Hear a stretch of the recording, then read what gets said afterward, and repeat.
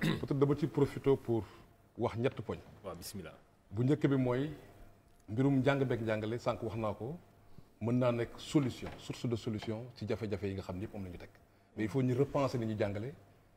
repenser stratégie repenser méthode yi évidemment parce que léegi rapport bi ñu am ak jàngale changé na. bu njëkk maître bi wala professeur bi mooy am xam-xam bi moom kese mooy am xam-xam bi élève bi soxla xam-xam boobu ci jàngale ci maître bi léegi nag xam-xam baa ngi nii ku ne mën na ci accéder donc ça pour ñun repenser loolu dana am solo repenser ko dafay dem ba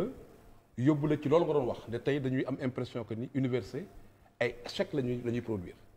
repenser dafay dem ba ñu changer de paradigme parce que tey sénégalais boo ko gisee bu ne nga laaj ko lu mu mënti doon bu waxee nga ne gongo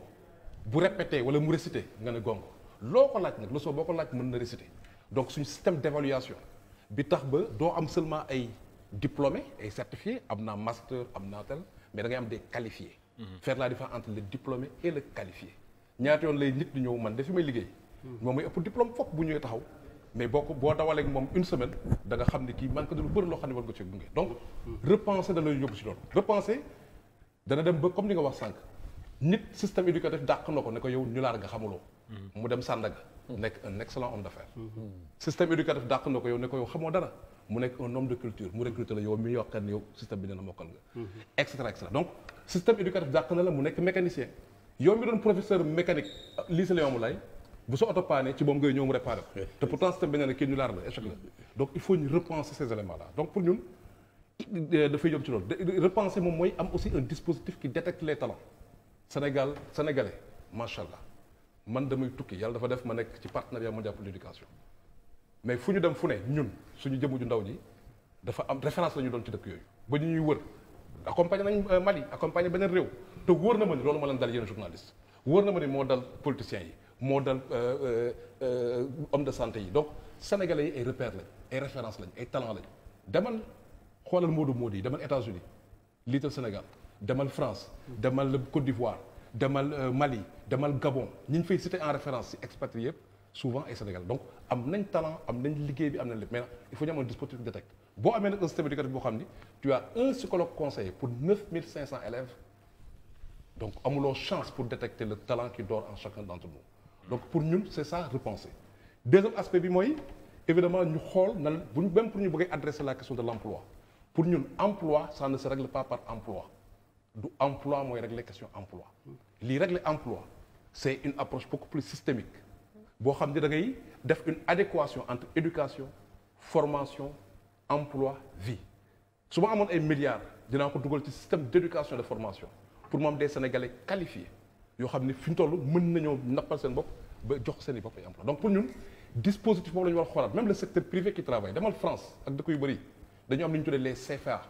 les centres de formation pour l'apprenti élève bi buy nekk en formation presque balaa muy génn am na presque sax fi muy liggéeyee parce que même système de stage bi ñuy def relation bi am entre éducation donc il faudrait que ñu am ci une approche beaucoup plus systémique bàyyi di nekk dans la réaction Babacar sànni na xeer yuuxu na ñu réglé ko ci li ñu gis kese mais ñu xam ne le problème peut être profond donc ça c'est mon deuxième point mon troisième point c'est l'écoute il faut en termes de leadership que ñu nekk dans un pays boo xam ne dañu am une plus grande écoute parce que nit ñi boo leen dégluwul ils se font entendre da nga leen forcer nga déglu la te ni ñu lay forcer pour nga déglu leen xëy na du nekk ci système bu am pacification tey wax naa ko ay kilifa bu fekkee da nga am système boo xam ne nit ñoo xam ni nga am benn aram wala Cheikh Diaby boo xam ni dafay construire ay propositions di waxtaan ak yow di am ay réflexions kooku dañ naan dafa civilisé wala kooku kii de amul problème mais par contre su nekkee da nga bëgg ñu déglu la il faut nga am benn attitude donc tey jii bu fekkee bëgg nañ am dëkk bu dal il faut ñu wane ni autorités yi ak leaders yi dañu nekk dans un dispositif d'écoute ba nga xam ne nit ki soxlawul sànni xeer pour ñu dégg la soxlawul nekk ci mbedd mi pour ñu dégg la il faut ñu exploiter alerte yi di ko analyser di jox ku nekk cëram di valoriser ku ne pour man loolu mooy ñett. naka la ñu mën a comprendre ce qui se passe à l'université alors juste pour terminer. ce qui se passe à l'université c'est la même chose tey boo ñëwee sànq wax nañ ko paradigme bi a changé xale yi nag université bëri na si ñoo xam ne yaakaar nañu même seen réussite dafa war a jaar peut-être ci politique loolu c'est un aspect qui est là loolu benn affaire la beneen bi mooy université boo xam ne répondre aux normes nga am ay école ay campus social bi mu fees dell ak nit bu amee promiscuité boobu pour mu am ay jafe-jafe ay xeex seen biir ay cuuraay dafay yomb dafay nekk donc terreau boo xam ne day fertile pour évidemment mu am ay jafe-jafe parce que su répondre ay normes yi dana nekk des effectifs qui sont maîtrisés en termes d'enseignants donc ça c'est un aspect beneen bi nga xam ne am na solo mooy perspective yi parce que rêve dafa baax ci nit xale bu nekkee nekk nga étudiant bu njëkk boo xasee ba am sax baccalauréat terminal dana wax terminus jàpp nañu tekki nga donc nga am perspective ne su ma demee université mais amatuma nekk sax si yenn querelle de bas étage parce que presque su ma sotti naa am naa soit qualification yi sotti naa ce n'est pas forcément nga nekk fonctionnaire mais am nga jumtuwaay am nga qualification yi pour que suba tu ne perds pas du temps di nekk ci yeneen kër donc pour ñun loolu ensuite ñun mag ñi dañoo dugg trop ci biir université à travers les partis politiques ou à travers d'autres formes de trucs là dañu dugg trop à l'université donc pour ñun yooyu c'est des aspects nga xam ni mën nañ ko jàngatal maintenant yooyu yëpp nag pour def ko dans un pays pour ñun fi ngay basé wu mooy benn environnement soo amul environnement bu approprié des autorités qui écoutent environnement bu pacifié paix parce que Sénégal amul lenn lu mu mën a jaay beneen réew lu dul paix suñu ressource première mooy paix d'accord deuxième bi mooy leadership am des leaders yi nga xam dañu am yërmande ci nit ñi des leaders qui écoutent